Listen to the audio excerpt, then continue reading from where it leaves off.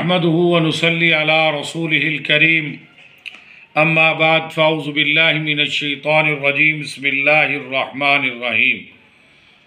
औलाद का नाफरमान होना। औलाद का नाफरमान होना आजकल वालिदैन खासे परेशान हैं। उनके लिए ये बड़ी तकलीफ़ देह बात है कि औलाद कहना नहीं मानती, औलाद नाफरमान है। तो इस हवाले से वालिदैन खासे परेशान हैं।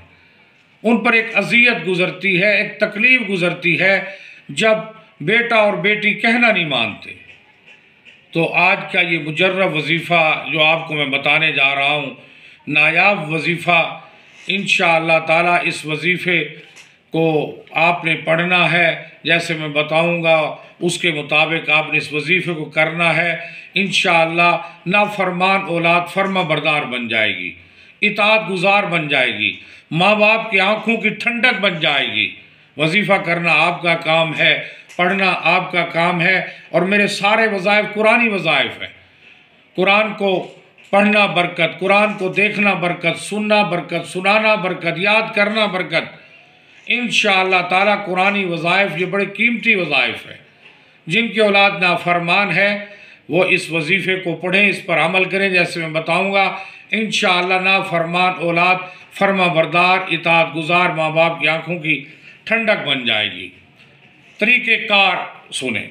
रात के वक्त बच्चा जब गहरी नींद सो जाए, बच्चा बड़ा है या छोटा है, ये बच्ची है, ठीक है ना जी, सिराने खड़े होकर एक मर्तबा सिराने के करीब रात को जब आपका बेटा और बेटी सो जाए, ठीक है ना जी, तो सिराने के करीब खड़े होकर ये कुरान मजीद की आयत आपने पढ़नी है। बल हुआ कुरान मजीद फ़ी लौहिन महफूज। फिर सुने, बल हुआ कुरान मजीद फ़ी लौहिन महफूज। बड़ा आसान है, इसको याद भी कर लें और इसको लिख कर पढ़ें, लिख भी लें, महफूज भी कर लें। बल हुआ कुरान मजीद फ़ी लौहिन महफूज। माँ या बाप इतनी आवाज़ से पढ़े कि सोने वाले की नींद ख़राब ना हो।